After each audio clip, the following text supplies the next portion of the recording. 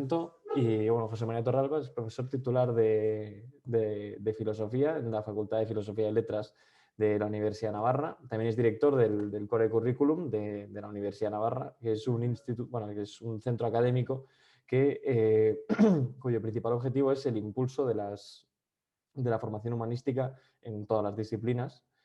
Bueno, durante su carrera se ha especializado en Leibniz, Kant, Hegel y Anscombe y en ética y en filosofía política, y ha sido profesor visitante en las universidades de Leipzig, Oxford, Múnich, entre otras. Y bueno, pues nada, José María, hoy nos vas a hablar desde el punto de vista universitario, desde el punto de vista de la universidad, de la repercusión de los cristianos en la sociedad plural. Entonces, nada, todo tuyo, y si me he dejado algo, corrígeme, por favor. No te has dejado nada. Todo muy, muy bueno, muchas gracias. Pues como decía antes, para mí es un placer estar con vosotros. Llevo tiempo también siguiéndoos y viendo algunas de vuestras actividades o coloquios como este. Espero estar a la altura. Y pues también, si me lo permitís, quería empezar dando la enhorabuena por esta iniciativa de la Asociación Arete, los coloquios semanales, la newsletter que enviáis, con artículos de opinión, las otras actividades que organizáis.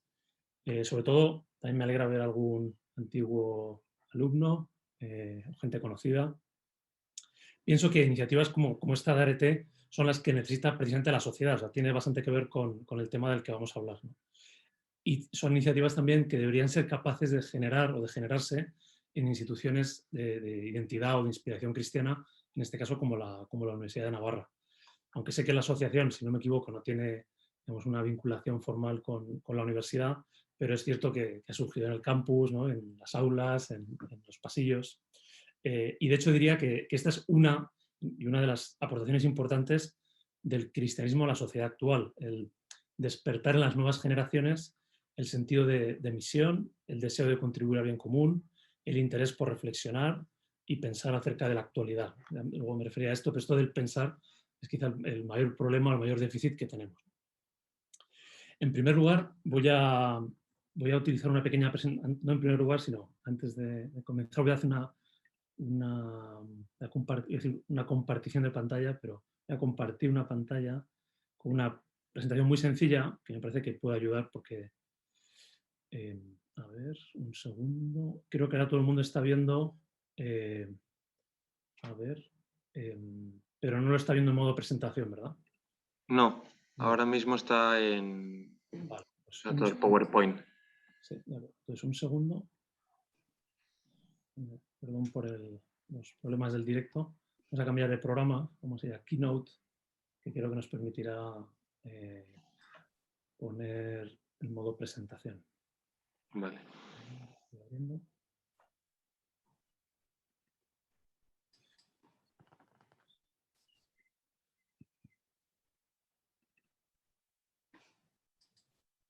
Ya estamos casi.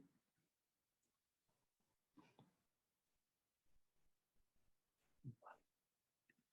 Entonces ahora tengo que compartir. Aquí, compartir. Y aquí estamos. Y aquí simplemente ya es reproducir. Ahora sí que se ve en pantalla completa, ¿verdad? Ahora perfecto. Estupendo. Pues disculpas por el problema técnico. Entonces decía que, en primer lugar, me gustaría explicar por qué he elegido este título, el de la aportación del cristianismo a una sociedad plural. Porque en el propio título está casi todo lo que voy a intentar decir o argumentar. Podría haber elegido uno más genérico, del tipo pues, el debate de los intelectuales cristianos, porque ese fue el motivo por el que me invitasteis. Sin embargo, cuando pensaba en la sesión quise incluir ese término de pluralismo, porque me parece que esa es la clave, por lo menos la clave a la que yo me quiero referir. Y de hecho, al poner el título y comentarlo con algunas personas, enseñarles la sesión que iba a dar, ya tuve un par de reacciones, digamos, negativas, y me las esperaba, porque la razón es que el término pluralismo, sobre todo cuando va relacionado con la presencia de la religión en la sociedad, está hoy teñido de una connotación negativa. Es decir, que cuando se habla de pluralismo parece que es una invitación a adoptar una postura timorata, cobardada, que oculte aquellos aspectos de la visión cristiana que entran en conflicto con la cultura dominante. Sería, en definitiva, un modo, hablar del pluralismo, invocar el pluralismo, un modo de no querer molestar o de ganarse el favor de la mayoría. En algún caso puede haber sido así, no lo niego, ¿no? En la historia o incluso en la actualidad. Pero lo que voy a intentar explicar es que reivindicar el pluralismo, la importancia del pluralismo y la contribución del cristianismo a ese pluralismo no lleva a esas conclusiones problemáticas. Al contrario, me parece que esta reivindicación del pluralismo es un modo de apostar por la razón y de apostar por la verdad como valores supremos de la vida común, de la vida social. Y precisamente porque hoy en día, como ahora pasaré a explicar, el pluralismo está en peligro en la sociedad, creo que desde el cristianismo, desde la religión, se puede contribuir a su fortalecimiento. Esto es lo que voy a empezar. La sesión tiene 3 partes, que las proyecto ahora aquí. La primera es hablar acerca de la relación entre las 3 nociones, ¿no? El pluralismo social, el relativismo y lo que se puede llamar el totalitarismo intelectual, digamos entre comillas. La segunda son una serie de reflexiones acerca del debate sobre los intelectuales cristianos, tal y como ha aparecido en estos últimos meses. Y la tercera es la que da título a la sesión, que es qué puede aportar el cristianismo en este contexto y teniendo en cuenta las cuestiones que han salido en el debate. Bien, pues sobre el primer apartado diría lo siguiente, es decir, y también sobre todo aquí sois bastantes pues, muy jóvenes, o desde luego mucho más jóvenes que yo, y quizá no tengáis esta perspectiva, ¿no? Y es que hasta hace unos 10 o 15 años, cuando yo casi estaba acabando la carrera o en edades parecidas a las vuestras, desde un punto de vista ético, el problema en la sociedad era el relativismo. Es decir, el problema de la sociedad, el problema ético es el de relativismo. ¿Qué sucedía? Pues que el relativismo consideraba que cada persona tenía su propia visión del mundo y una concepción particular de lo bueno y de lo malo. Y también se sostenía que no era posible conocer la verdad y que, por lo tanto, la única solución para convivir en paz era seguir el así llamado el principio del consenso democrático, es decir, la ley de la mayoría.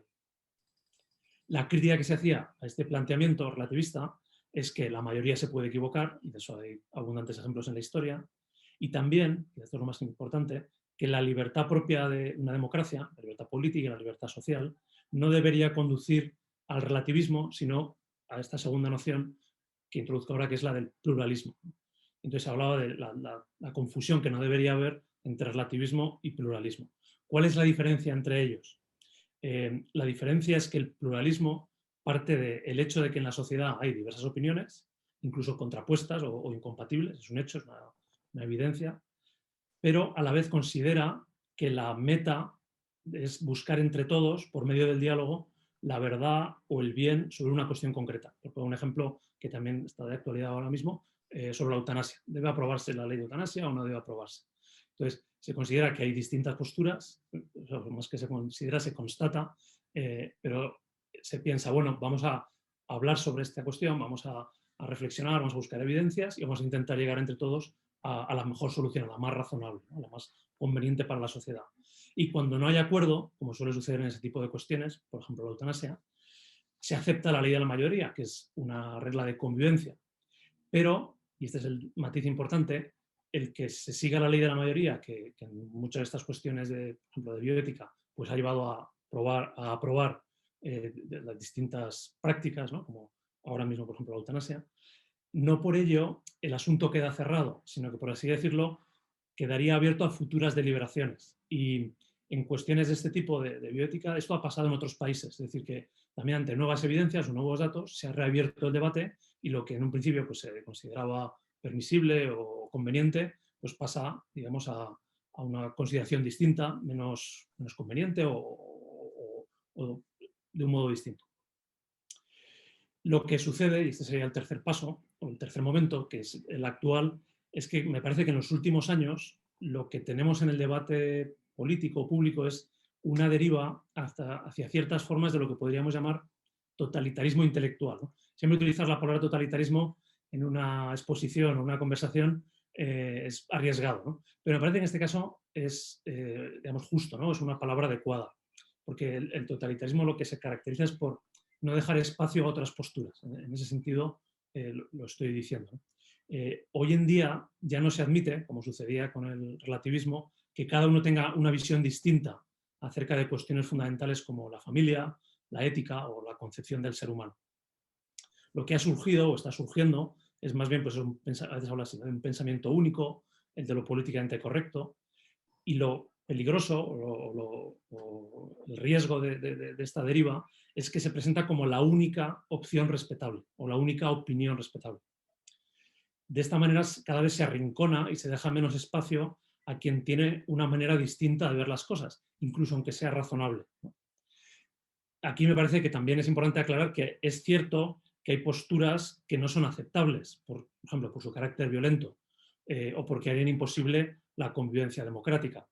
Pero el margen de discrepancia debería ser mucho más amplio de lo que se admite actualmente, que además yo diría que cada vez se va estrechando más. O sea, en definitiva, lo que nos sucede hoy en día es que ese espacio público ha pasado de ser un lugar de diálogo para la búsqueda compartida de soluciones razonables, que sea así como una formulación feliz, en el que tienen cabida además en ese espacio todas las voces, ha pasado de ser un espacio de búsqueda compartida a ser un lugar de confrontación y de griterío.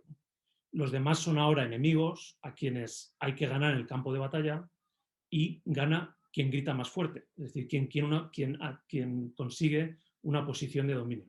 Y me parece que esto está a la vista de cualquiera que abra el periódico o encienda el ordenador y entre en Internet hoy en día. Pues bien, en este contexto, precisamente, es en el que ha surgido el debate de dónde están los intelectuales cristianos, o que también se podría llamar simplemente de cuál es la presencia de los cristianos en los debates sociales.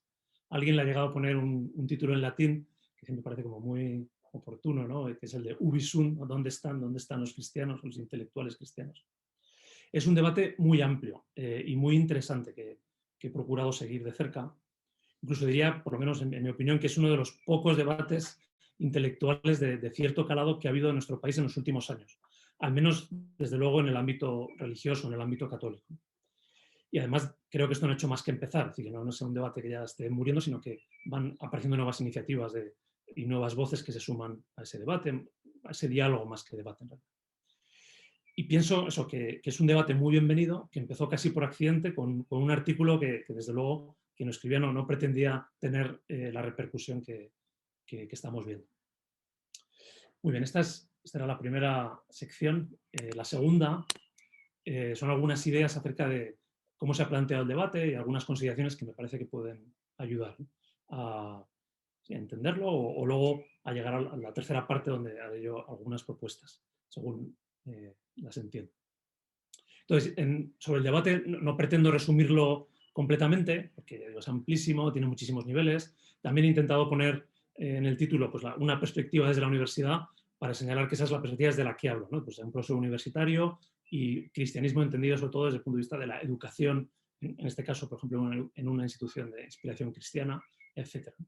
Pero bueno, creo que sí que puedo señalar algunas líneas, en concreto tres.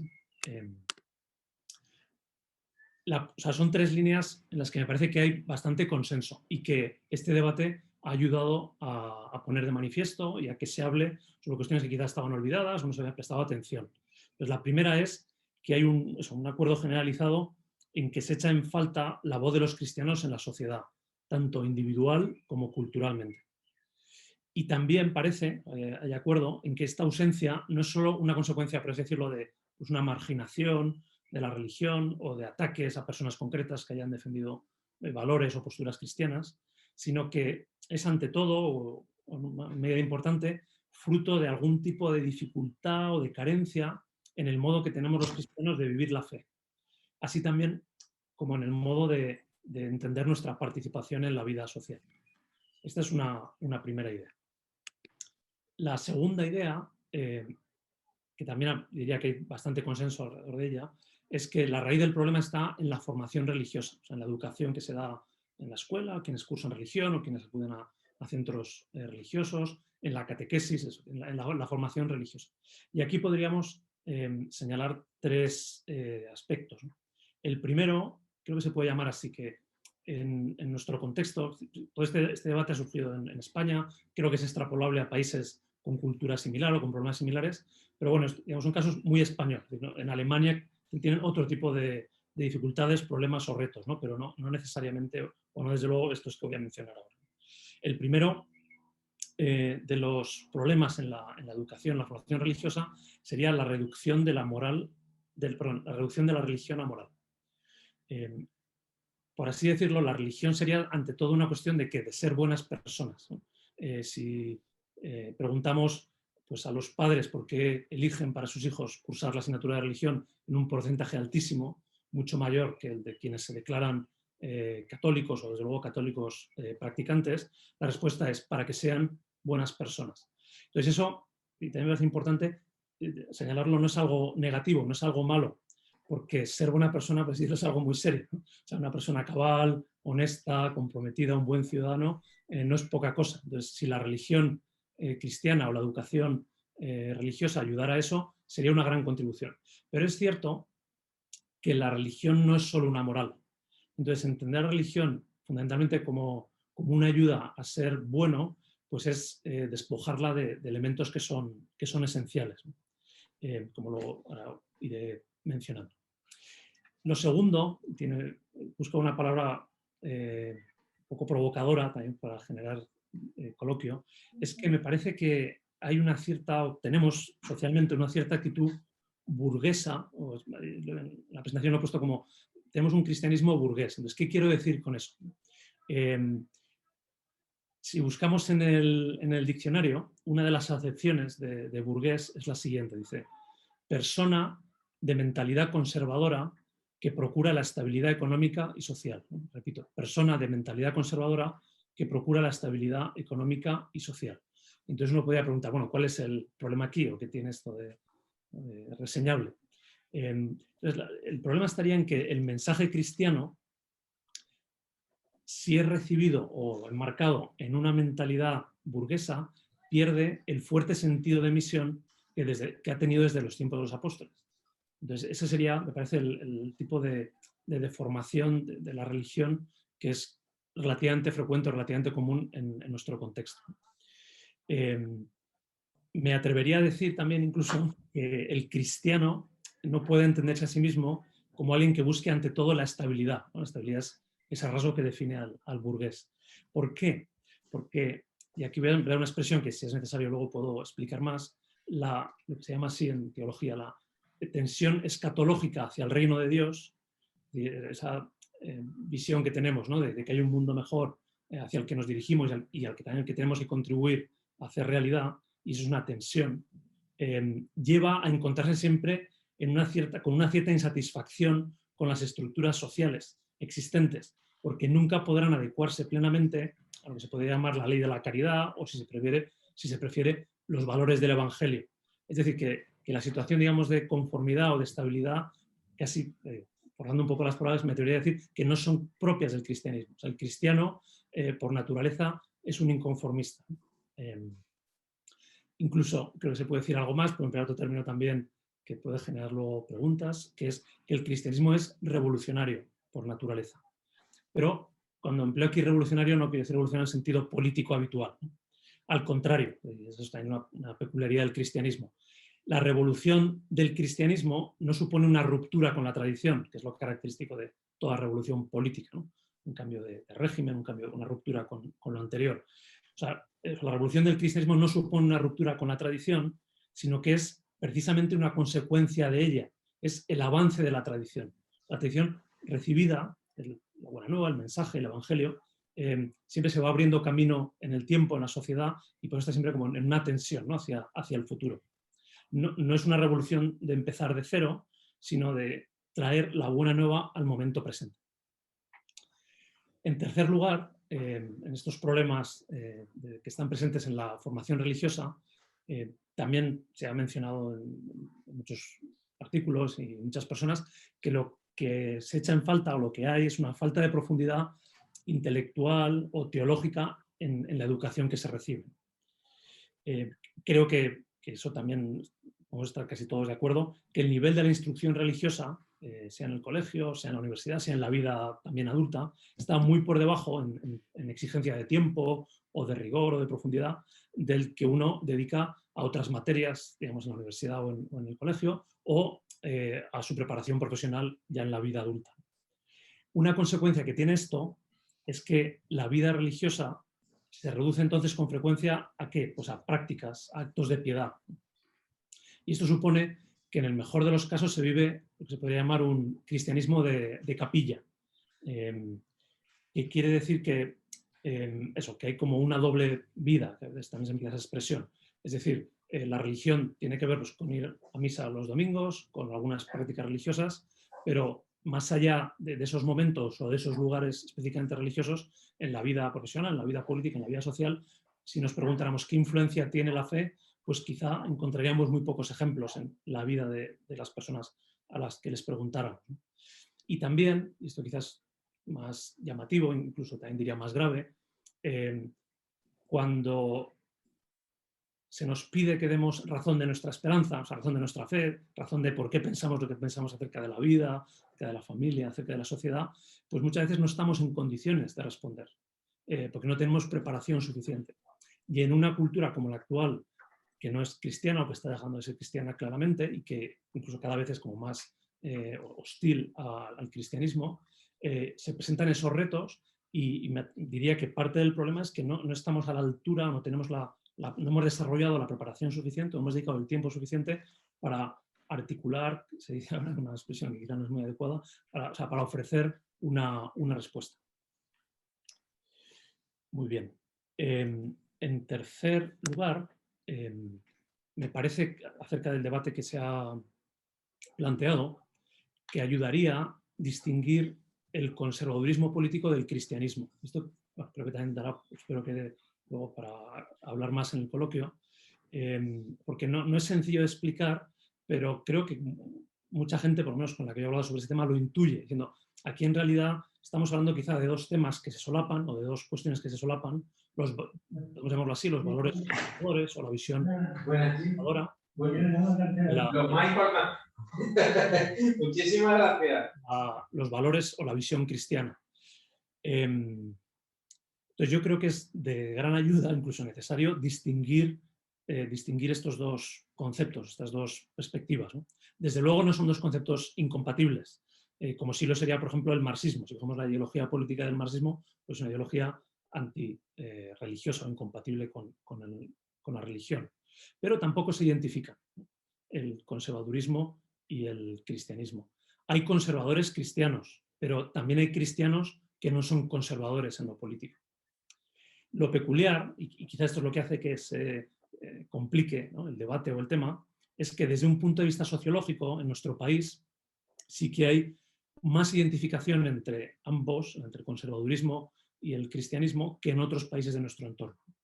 Entonces, ¿qué problemas o qué distorsiones o qué dificultades crea esta identificación, este solapamiento o el no distinguirlos adecuadamente? Entonces, he mencionado, o voy a mencionar tres, he señalado tres en la presentación.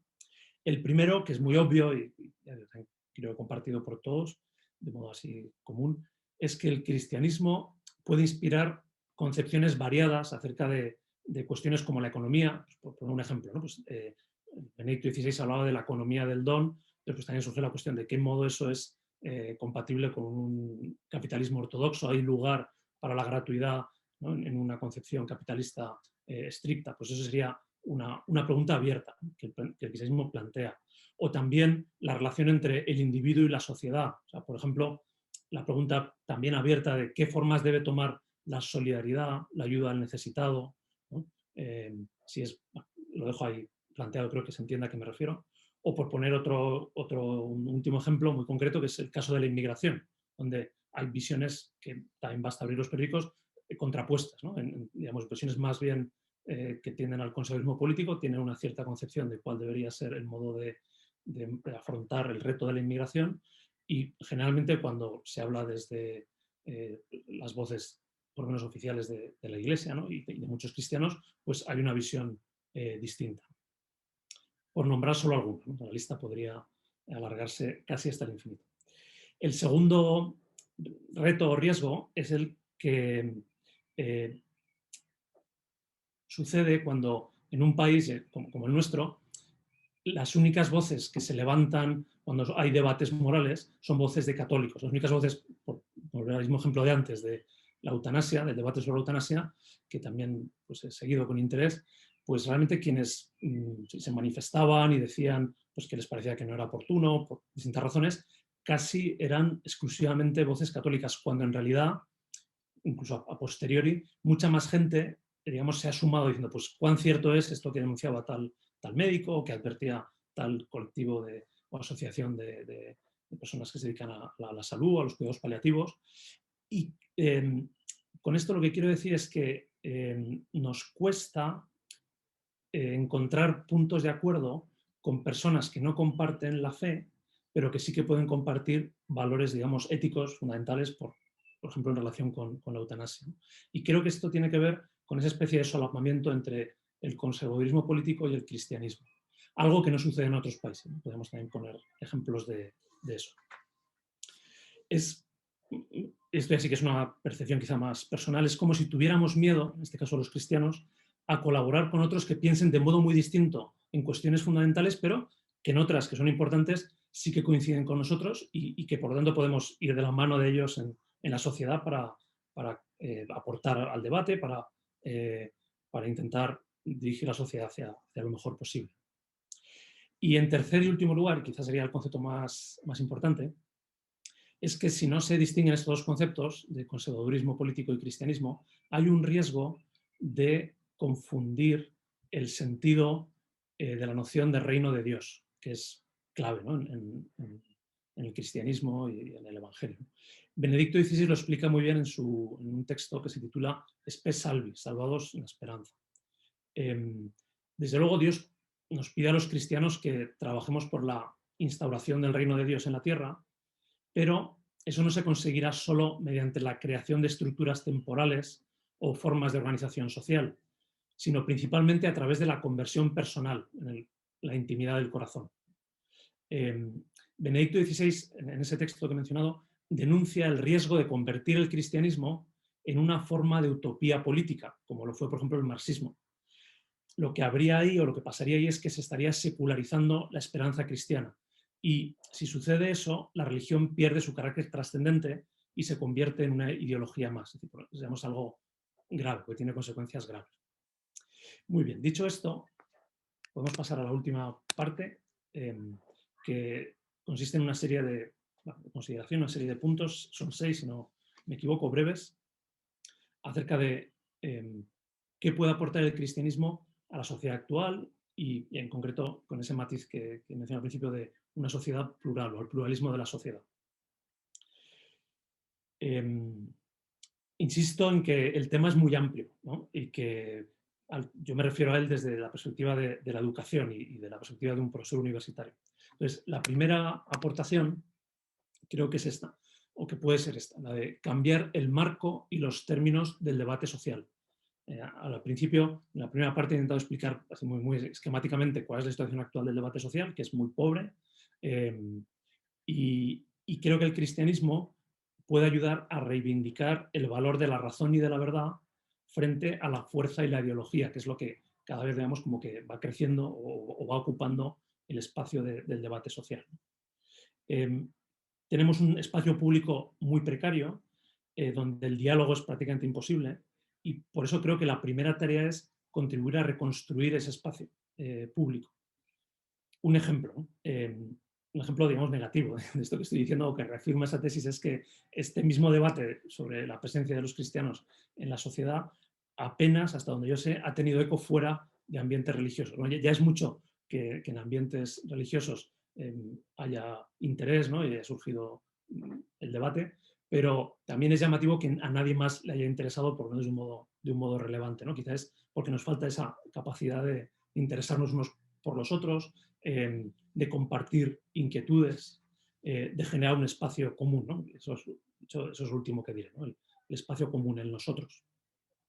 La segunda aportación sería que me parece que las instituciones católicas o de inspiración cristiana, como prefiramos llamarlas, están en disposición hoy en día de ofrecer una educación con todas las letras de la palabra. Es decir, una educación humanística, que ponga al estudiante en contacto con la tradición intelectual y religiosa. Y eso no es poco.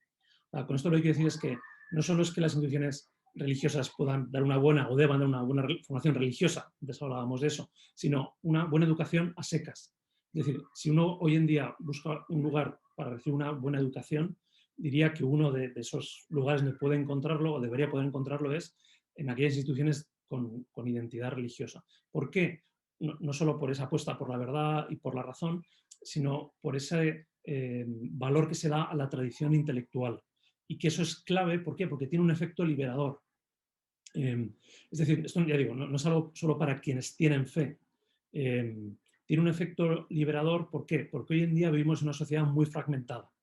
Y lo difícil en ese contexto, en la sociedad en la que vivimos, es orientarse, es decir, saber cuáles son los referentes o hacia dónde ir o cómo distinguir lo justo de lo injusto, ¿no? Por eso lo primero en la educación es ayudar a que cada persona piense por sí misma, y el contacto con la tradición es el camino por lo menos más directo y el mejor, ¿no? De hecho, uno de quienes han intervenido en este debate señalaba que hoy en día no es tanto que no haya intelectuales cristianos, sino que lo que no tenemos en general en la sociedad son intelectuales a secas, ¿no? Y eso es un problema de la educación, o sea, de gente como yo, ¿no? Que nos dedicamos a la educación. La tercera aportación la resumo con una expresión que no es mía, sino de una teóloga tristemente fallecida, joven, hace ya unos años, que se llamaba Jutta Burggraf. Y entonces ella tiene una conferencia que recomiendo a quien le interese este tema, que se titula así: La personalidad de un defensor de la vida. Es una conferencia que ella pronunció en un congreso pro vida, en la clausura, y vamos, fue aclamada por todos los presentes. ¿Y a qué me refiero con esta expresión? Me refiero a que el cristianismo también aporta no solo ideas o contenidos, sino que transmite un modo de ser. El cristianismo no puede reducirse a un discurso intelectual, teórico, ¿no? Una serie de ideas, una ideología, sino que es ante todo el que una experiencia o un acontecimiento, como también ha señalado alguno de los que han intervenido en el debate, que se refleja tanto en lo que decimos como en el modo en que lo hacemos. Y esto, también es importante, no es una técnica de marketing, ¿no? También eso sería parte del debate. Hay que presentar la verdad de modo, ¿no?, que sea amable, porque ese es el modo de que otros te escuchen. Eso es cierto y es válido y me parece bueno. No, esa es una razón más profunda, que es la belleza de la verdad de la fe, la belleza de la verdad que hay en el cristianismo, es capaz de atraer a otros. Entonces, si no atrae o no atrae mucho, como sucede hoy en día, quizá tenemos que preguntarnos si nuestro modo de ser cristianos no es lo suficientemente cristiano. Es decir, si tendríamos que tener lo que aparece en esa expresión, la personalidad propia de un defensor de la vida.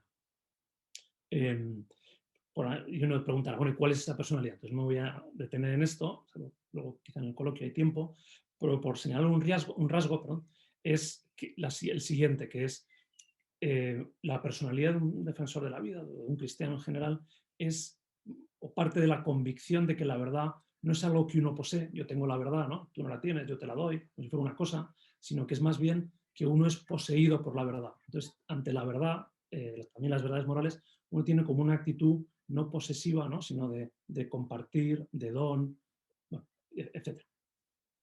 Voy hacia el final, que se nos va el tiempo. La cuarta aportación sería la visión esperanzada.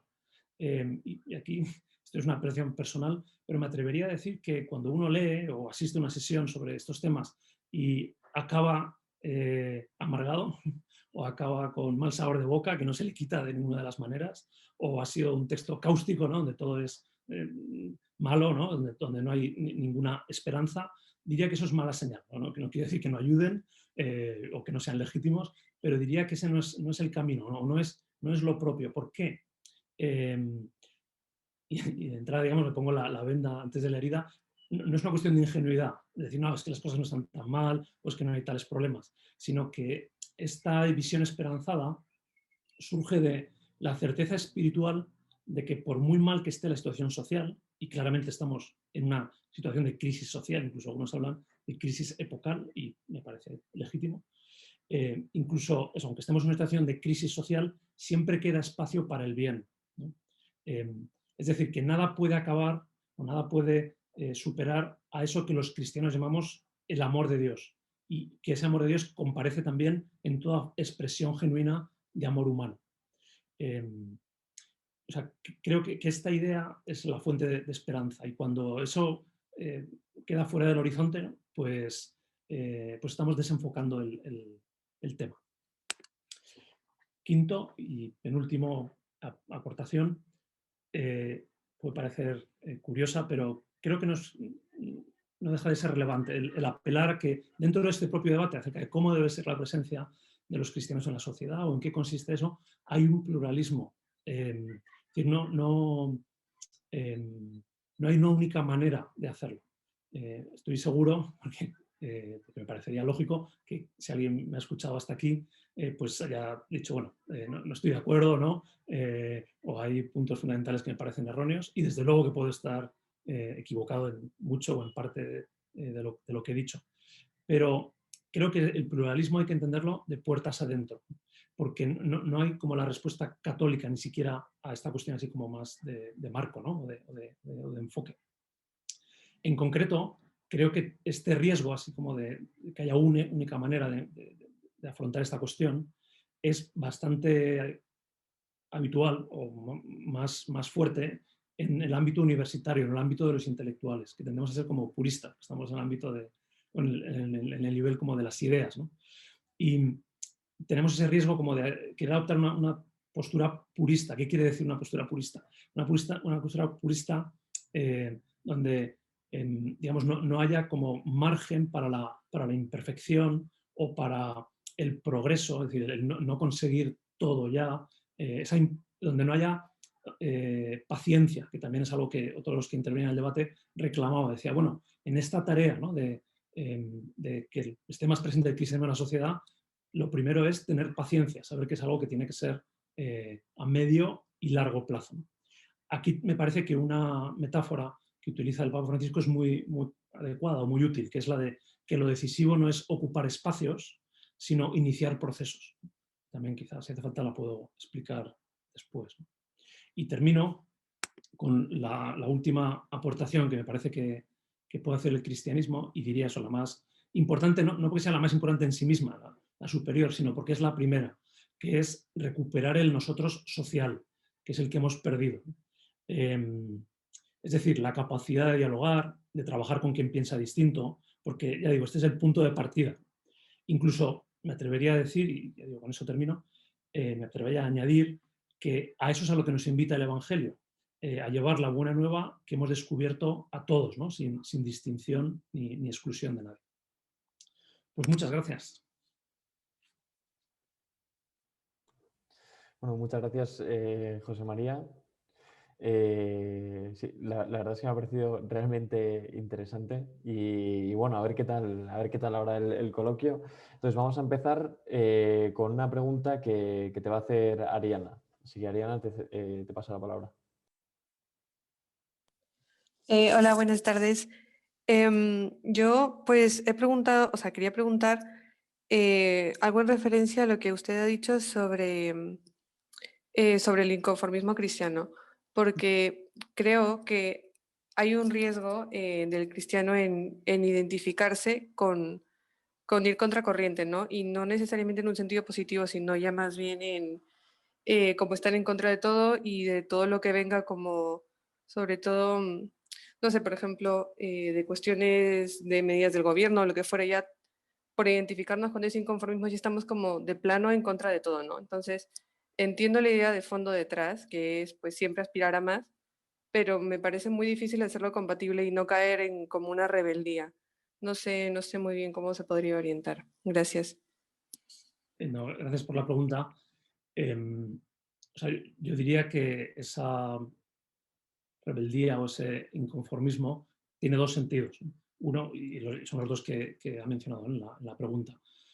Uno, más el propio del cristianismo en sí mismo, en esa tensión, ¿no? Siempre hacia el reino de Dios, hacia un mundo mejor, un mundo distinto, que nunca se da por satisfecho con lo que ya hemos conseguido.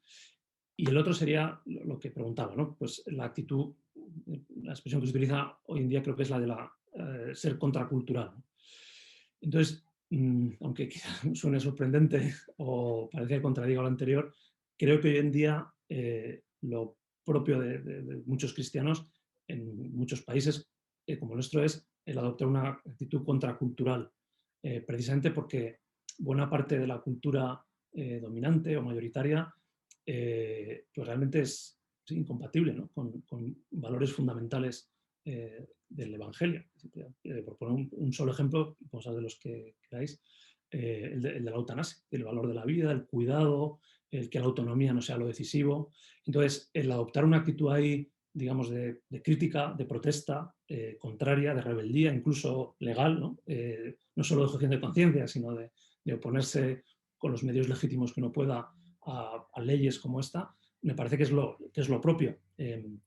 Ahora, creo que eso es compatible también con lo que he ido intentando decir de que el cristianismo no es una acción meramente política. Yo creo que eso quizá es una mejor respuesta, ¿no?, a la pregunta. Es decir, hay motivos, ya digo, como el ejemplo que he mencionado, éticos, de cuestiones éticas o cuestiones morales, o que tienen que ver con la concepción del ser humano, que no tiene pues, eso puramente racional, sino también de lo que aprendemos, ¿no?, por la revelación o por la Biblia, que nos lleva a oponernos, ¿no?, a la cultura dominante, a las leyes que hay. Pero eso no quiere decir que uno sea necesariamente no sé, por decirlo así, un activista social, en el sentido habitual, ¿no?, como por... bueno, lo dejo aquí, o sea, porque quizá me gustaría saber si he respondido suficientemente o habría que seguir hablando un poco más. Sí, o sea, creo que en el fondo es pues una distinción también en relación con lo que ha mencionado antes usted, ¿no? De no politizarlo todo. O sea, creo que muchas veces está esa tendencia, o sea, entiendo y estoy de acuerdo con la idea de que si vemos algo que va en contra de los valores cristianos, pues hay que decirlo, sobre todo si se están utilizando mecanismos legales. Yo estudio Derecho, entonces por eso me da como especial, me produce especial interés este tema. Pero también, no, bueno, no, sí, o sea, sí entiendo y le agradezco la respuesta. Estoy yo también tratando de organizarme por dentro de las ideas, pero sí lo entiendo. Gracias. Bueno, estupendo. Muy bien, muchas gracias, Ariana. La siguiente intervención es de Javier Sota. Bueno, pues muy buenas tardes. Oye, lo primero, felicitar a Arete por esta nueva iniciativa. Me encanta este coloquio. Es la segunda vez que participo. Lo más importante para presentarme es decir que soy amigo de Luis Rabina, que a través de Luis tuve ocasión de conocer este foro y me encanta. Y luego felicitar a José María Torralba porque sí que tuve ocasión de leer su artículo cuando se inició este debate. He podido seguir y me ha interesado mucho todos los diferentes artículos que han ido saliendo y me ha gustado mucho, digamos, tanto el diagnóstico que ha hecho, digamos, un poco en cuanto en el debate cuáles eran los tres temas fundamentales que se habían puesto de manifiesto, como también en cuanto a las aportaciones. De todas formas, un poco también por intentar ser provocativo y descender un poco más a detalles.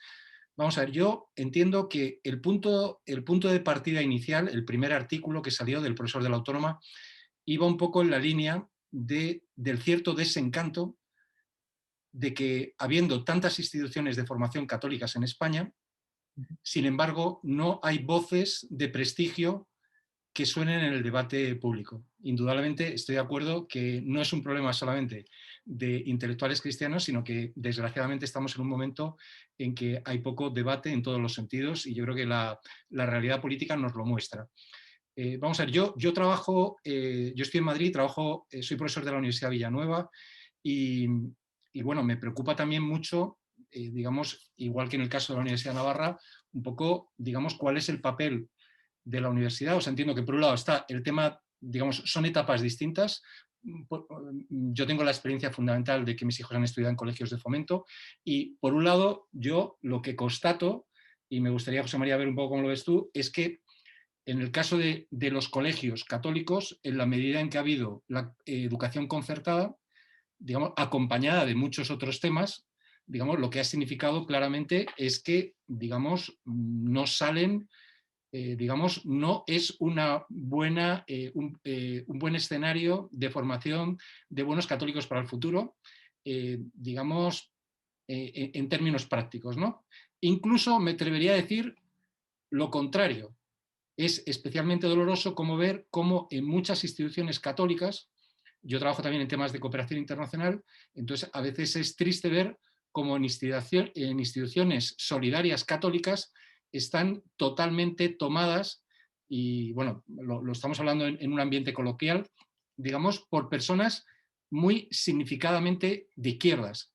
Entonces, digamos, ya no es solamente que no se promueva el bien, sino que creo que están haciendo mucho daño por el efecto contrario.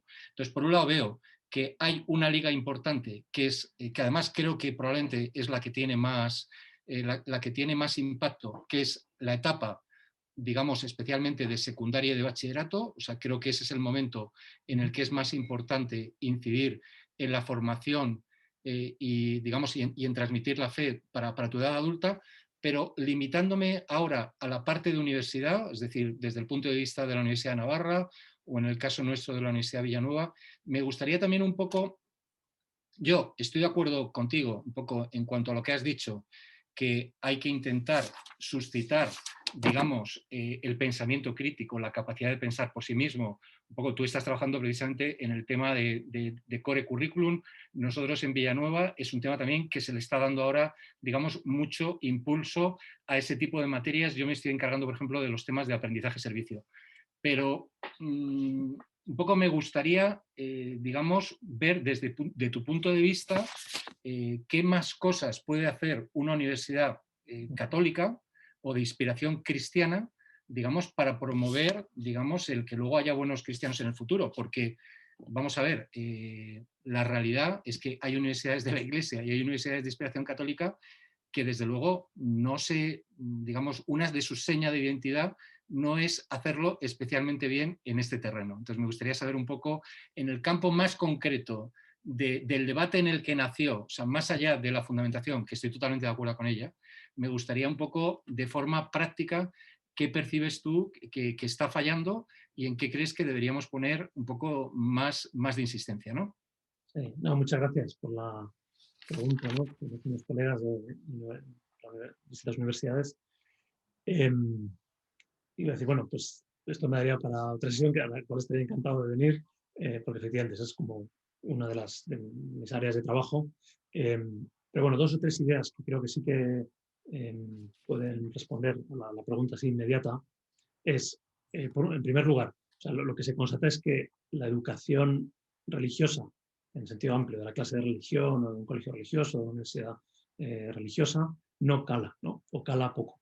Entonces, eso tiene distintas razones. Algunas se pueden, digamos, achacar a que se puede hacer las cosas mejor a la hora de dar esa educación o de ofrecerla, y de eso voy a hablar, pero no hay que olvidar que hay otros factores, digamos, que escapan a lo que una institución educativa de lo que puede ser responsable, o lo que se le puede exigir, ¿no? Pero esto hay que tenerlo en cuenta, porque a veces también en estos debates aparece como la tentación de pensar que somos responsables de todo, ¿no? Como institución, por ejemplo, ¿no? Un colegio, una universidad, ¿no? ¿Cómo es posible, ¿no? Que los alumnos, ¿no? O en una parroquia, ¿no? ¿Cómo es posible que mis alumnos de catequesis, ¿no?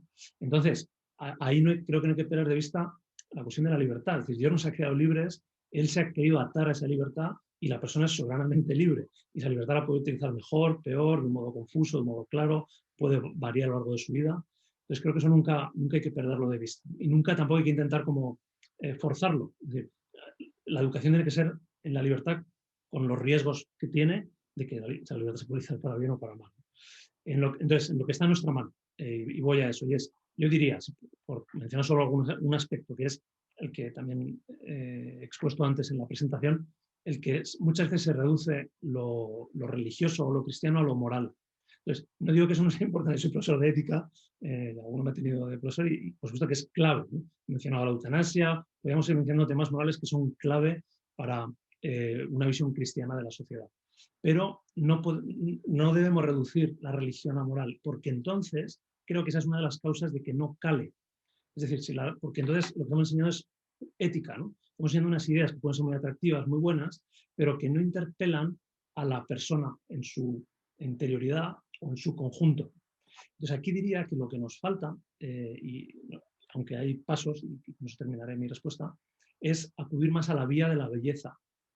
Hay un autor que me parece muy relevante, que es el obispo Barron, que justo dice, hoy en día la vía de acceso a la fe es la vía de la belleza, y con la belleza es en un sentido muy amplio. No solo la belleza artística, que por supuesto, sino que también la belleza de la vida de los santos, la belleza el atractivo de la vida de quienes se inspiran en el Evangelio o viven según el Evangelio. Y por eso, o como último paso, la belleza, digamos, cómo se transmite o dónde se puede gustar, ¿no? dónde se puede percibir a través de la cultura.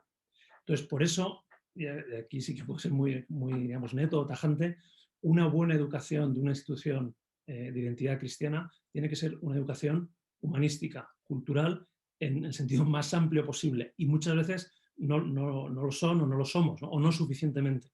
Entonces, bueno, no sé si se ha visto, digamos, como el hilo de la respuesta, pero esto es lo que me parece que puedo responder. Muchas gracias, totalmente de acuerdo. Muchas gracias, José María.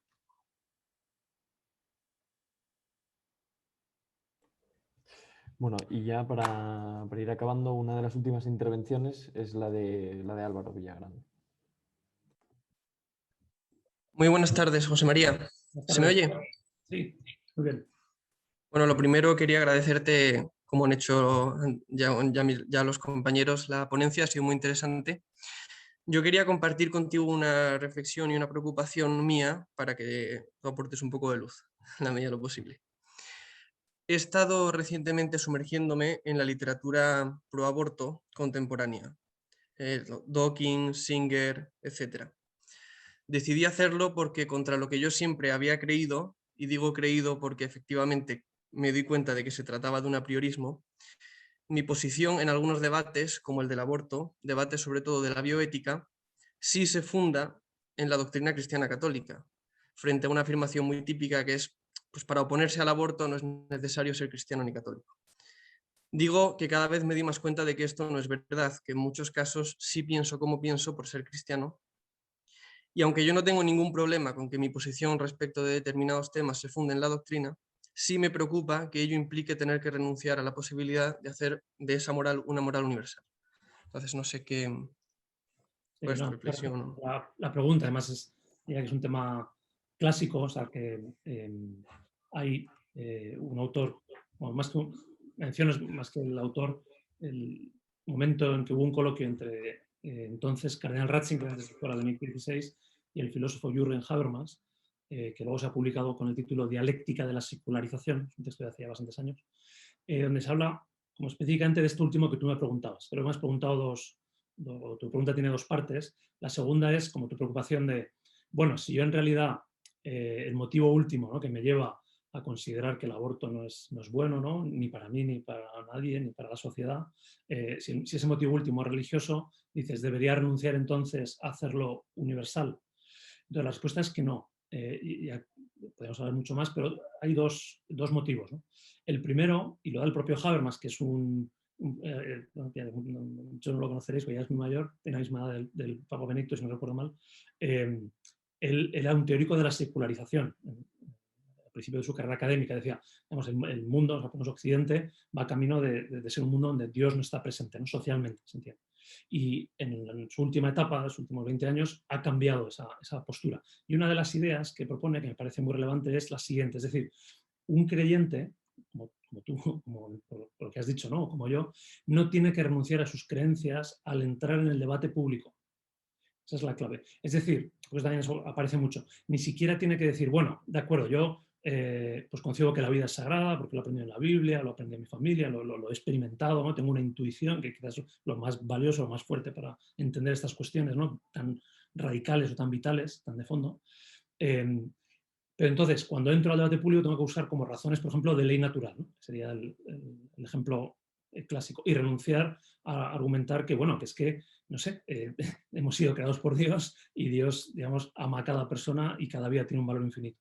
Entonces, él explica, ya digo, desde una perspectiva no contra la religión, pero sí distante, que uno no tiene que renunciar a ninguna de las dos posibilidades. Es decir, una posibilidad efectivamente es la de decir, voy a emplear argumentos de ética, ¿no?, de ley natural.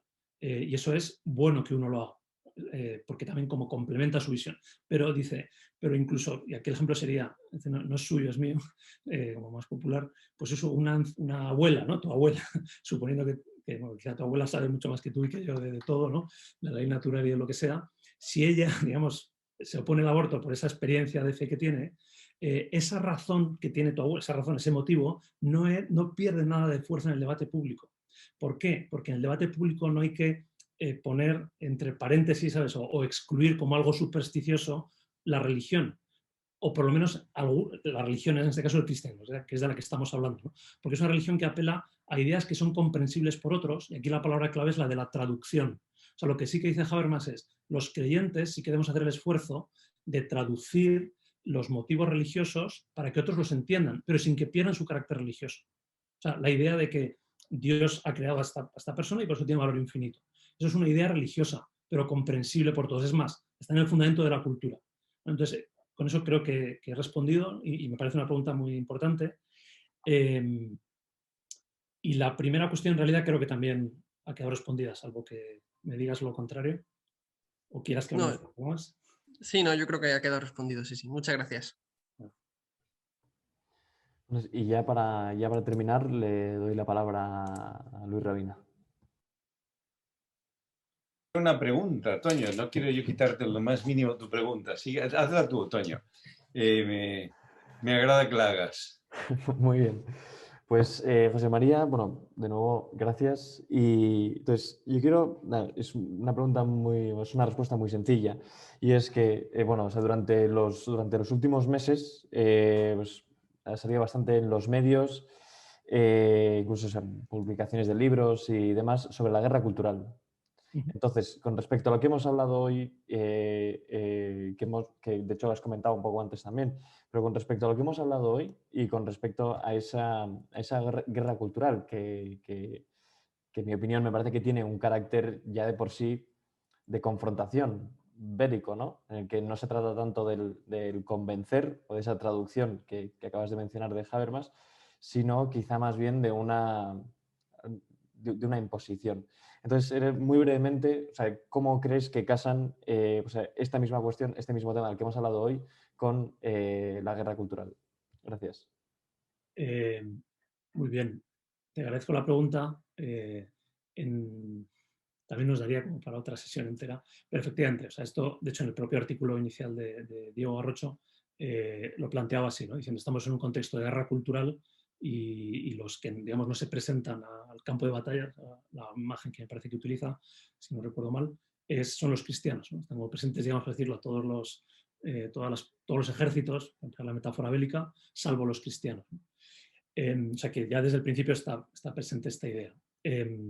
Entonces, yo aquí también diría dos ideas, ¿no? Una es la de que estoy de acuerdo que estoy de acuerdo porque es una evidencia, estamos en una situación de guerra cultural en la sociedad. No solo en los aspectos, digamos, que tengan que ver con el cristianismo, sino también de posturas políticas o económicas, ¿no? Y el debate público se ha convertido en un debate, o sea, ya ha dejado de ser un debate y se ha convertido en un campo de batalla. Entonces ese es un hecho. Y desde ese punto de vista diría, pues hay que participar en esa batalla. O sea, ahora luego lo matizo, ¿no? Porque en realidad mi exposición iba un poco como en otra línea, ¿no? Pero también es cierto que, como se ha dicho en alguno de los artículos, es, bueno, la batalla está ahí. O sea, la batalla ya te la están dando. Tú puedes, digamos, no hacer nada, pero entonces pues estás retirándote de la batalla, pero batalla, vas a participar en ella, quieras o no. Y eso creo que es un hecho y es verdad. Pero lo segundo que diría, lo que he mencionado un par de veces, de que me parece que lo que aporta el cristianismo precisamente, o una de las aportaciones del cristianismo más distintivas, son las de cambiar el marco, o sea, de cambiar la situación, en este caso, de batalla cultural, ¿no? Entonces, por decirlo también de un modo muy directo y quizá también provocativo, y es, pues en el Evangelio aparece amad a vuestros enemigos, ¿no? Entonces, cuando se menciona esto, ¿no? Siempre se dice, bueno, pues es una postura buenista, ¿no?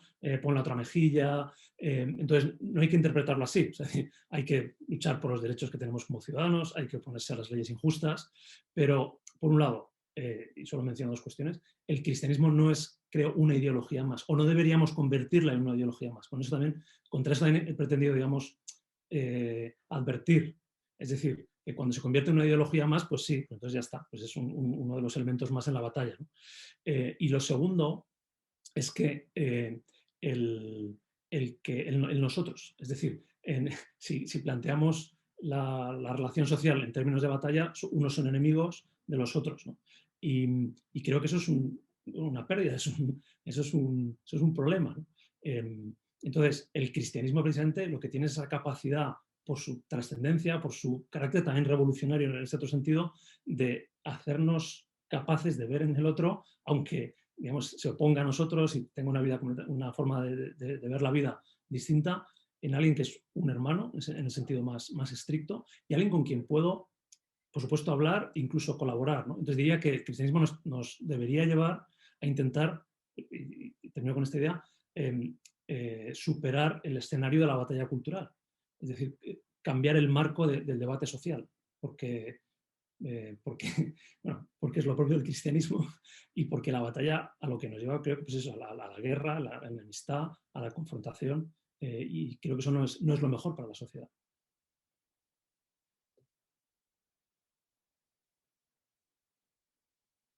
Y ahora sí que se han callado. Luis, no sé si quieres añadir algo más. Muchas gracias, José María. Lo único que quería era darte las gracias, Chema, por tu intervención y, bueno, por estar aquí con nosotros un viernes, además, a estas horas, y obviamente a todos los participantes. Pero muchas gracias, Chema, y esperamos contar contigo otro día porque, claro, este tema no es para una pregunta más, es para infinitas preguntas casi, ¿no? Pero muy interesante sacar esto en un debate como este. Muchas gracias. Estupendo. Muchas gracias a vosotros. José María, si me permites, yo también, además, antes de que te despida, Toño, o sea, quería darte las gracias porque creo que uno de los éxitos que está teniendo esto es el tono con el que lo estáis hablando. O sea, te lo digo a ti, pero creo que en general todos, que es bastante sensato, humilde, abierto al diálogo y no cae en el paternalismo o en la soberbia, y creo que es otro de los grandes aciertos, además de las ideas que proponéis. Y vaya, creo que en cierto modo es lo que va a hacer que prospere. Así que gracias por eso también. Bueno, me alegro. Bueno, José María, particularmente ha sido pues, un auténtico placer tenerte aquí, fuera de las aulas, como exalumno. Espero que podamos contar contigo en otros momentos y ojalá pueda ser también presencial, aunque yo ahora pues no estoy en Pamplona. Estoy seguro de que en algún momento, pronto, intentaremos retomar las cervezas de los viernes, que esto siempre se hace más ameno con una cerveza y siempre es más interesante.